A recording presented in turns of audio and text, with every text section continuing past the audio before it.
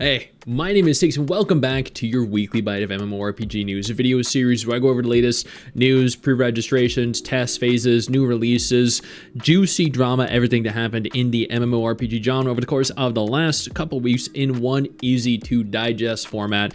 We have a lot to talk about, so let's just go ahead and jump right in.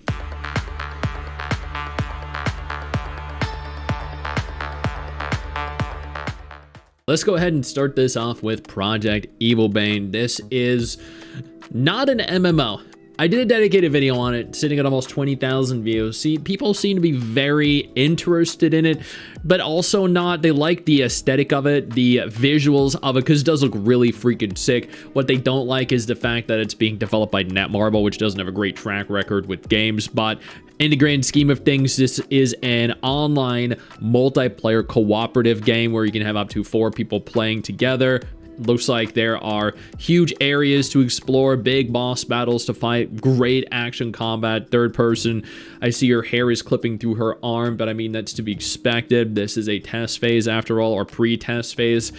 This game looks like it's going to be sick, and I guess if you can get around the fact that it is developed by Netmarble, then you're probably going to have a ton of fun.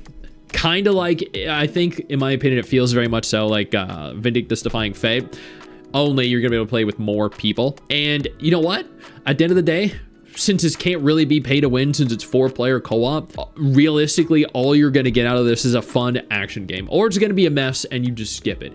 Either way, it doesn't really matter. Aion 2 is officially launching in Korea in several weeks, just like a little over 3 weeks.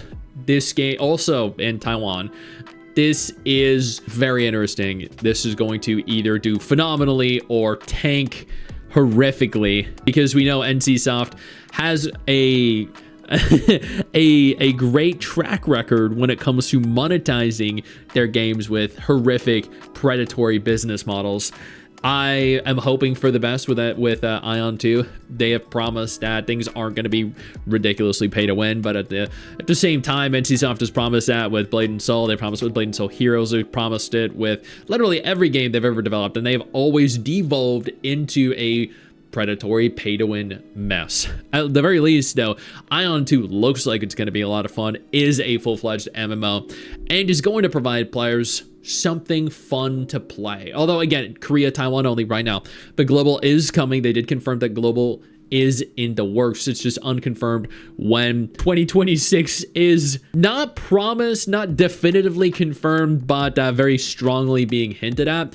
One game that is releasing, and this is actually MRSSTIX's biggest, I think, most anticipated game of the year, Where Winds Meet. This is one of the most beautiful wuxia games I've ever seen. And these images, admittedly, are not doing this game justice at all. Trust me, this game is insane. The combat in this game, the aesthetic of the game, the graphics of the game, the voice acting, the story, it's impactful, it's emotional, it's gripping and engaging, it enthralls you. There is, I mean, you know, no game is infallible, no studio is infallible, so it does have its flaws, but there isn't a single MMO release, and this is not like this isn't an MMO, it's MMO adjacent. It has MMO servers, but not in the traditional sense where you know, go out and fight dozens of monsters at the same time. There are MMO servers, it's MMO adjacent, it is multiplayer compatible and online. But this right here, while not a tried and true traditional MMO, is still one of the best games of its kind releasing. And it releases November 14th, right after, unfortunately, Sword of Justice, which I will admit is also a very fun game and is not the mobile trash that a lot of players think it's going to be.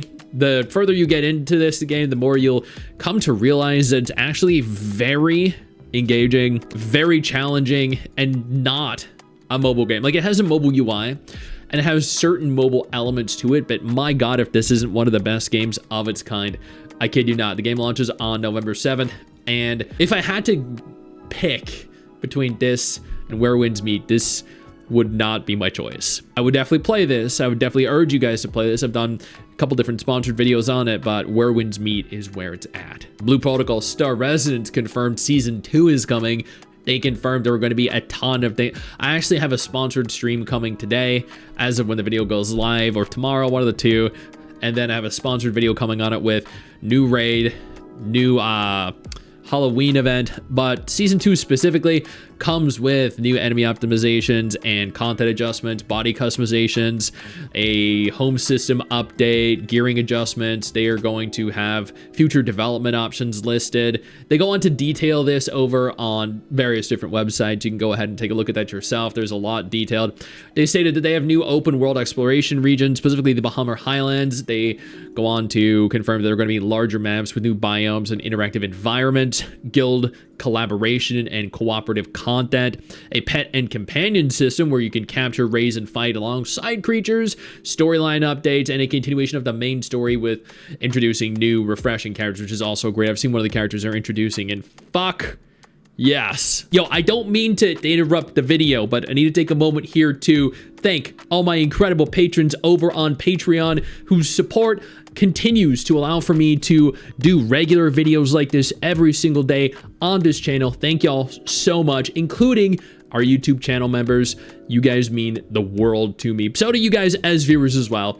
Now, without further ado, let's continue. Fellowship is another game that just released actually a couple days ago, maybe a week ago, maybe 2 weeks ago, very recently. I did a sponsored video on it 8 days ago. Okay, so that's when it officially released. And holy crap, this game is essentially Mythic plus Dungeons in World of Warcraft, but without the leveling, without the need to gear in the same way. There is a gearing system present, but it's so much more forgiving than having to run Mythic dungeons, Mythic Plus dungeons, having to do the world content, having to do raids. It's literally just the fun of dungeon content without all of the hassle.